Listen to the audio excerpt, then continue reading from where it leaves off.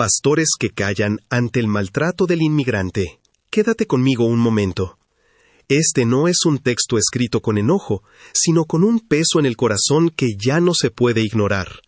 A veces, la herida más dolorosa no viene del mundo, sino de aquellos que, según la Biblia, deberían ser voz, refugio y guía para las ovejas. En tiempos recientes, muchas iglesias evangélicas en Estados Unidos hablaron abierta y públicamente a favor de un partido político. No fue secreto ni sutil. Desde los púlpitos se escucharon mensajes que presentaban a cierto proyecto político como defensor de los valores cristianos.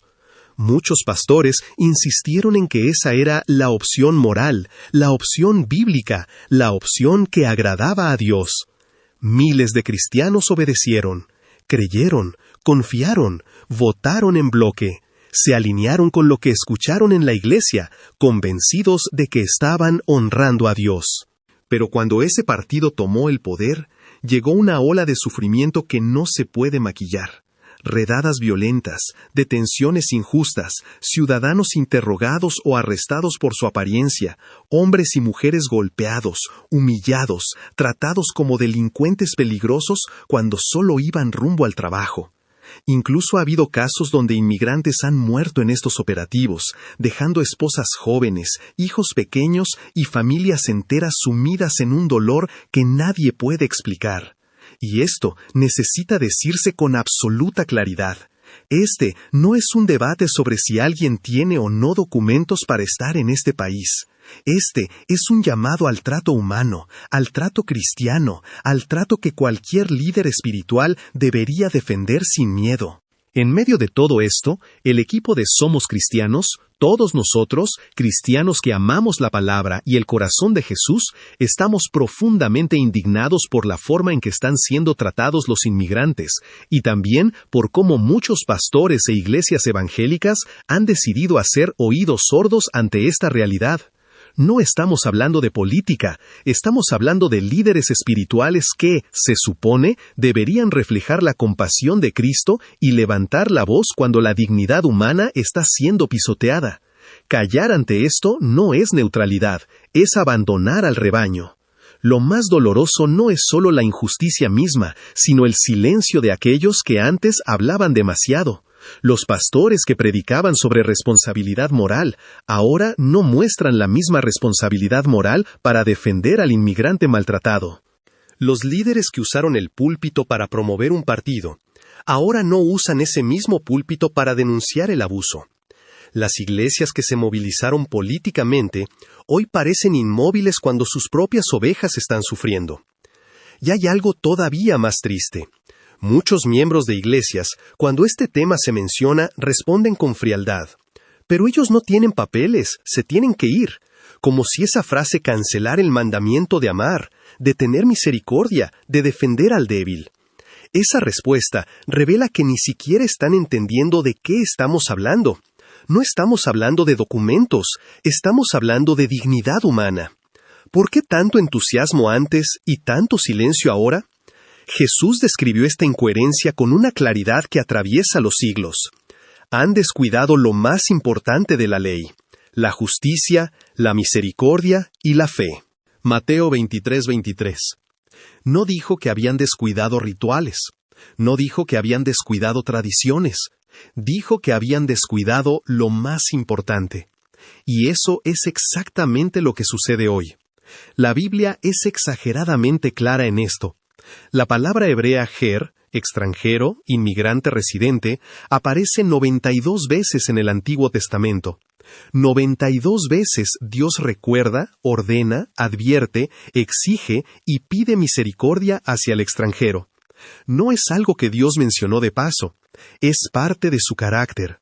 Es parte de su justicia. Es parte de lo que Él espera de su pueblo. No es un tema de derechas o izquierdas, no es un asunto de elecciones, no es una lucha de ideologías, es un problema espiritual. La Iglesia defendió un partido con una fuerza que no usa para defender la vida del inmigrante. Muchos pastores no hablan ahora, porque hacerlo los expone. Significaría admitir que pusieron su confianza en manos humanas, que confundieron la fe con la política, que arrastraron a sus congregaciones hacia una postura que terminó dañando justamente a quienes debían cuidar. Admitir eso requiere humildad, y no todos están listos para dar ese paso. Otros callan por miedo a perder a donadores influyentes, miedo a dividir la iglesia, miedo a quedar como inconsistentes, miedo a enojar a miembros que apoyan mano dura. Pero a Jesús jamás lo movió el miedo. A Jesús jamás lo detuvo el poder humano. A Jesús jamás le importó quedar mal con los fuertes, pero sí le importó profundamente levantar al débil. Dios ama al extranjero. Dios protege al extranjero, Dios defiende al extranjero, Dios bendice al que lo cuida y confronta al que lo oprime. Y cuando un inmigrante es detenido injustamente, cuando es golpeado, cuando es humillado, cuando es tratado como menos, cuando muere dejando esposa e hijos, ¿cómo puede la iglesia guardar silencio? ¿Cómo pueden guardar silencio los que antes hablaban tan fuerte? ¿Cómo pueden callar los que decían amar la verdad? ¿Cómo pueden mirar hacia otro lado los que usaron el púlpito para empujar posturas políticas, pero no lo usan para defender al que sufre? El silencio revela algo duro pero real. Para muchos, la lealtad al partido terminó siendo más fuerte que su lealtad a Cristo. Y cuando eso ocurre, el corazón de la iglesia se apaga.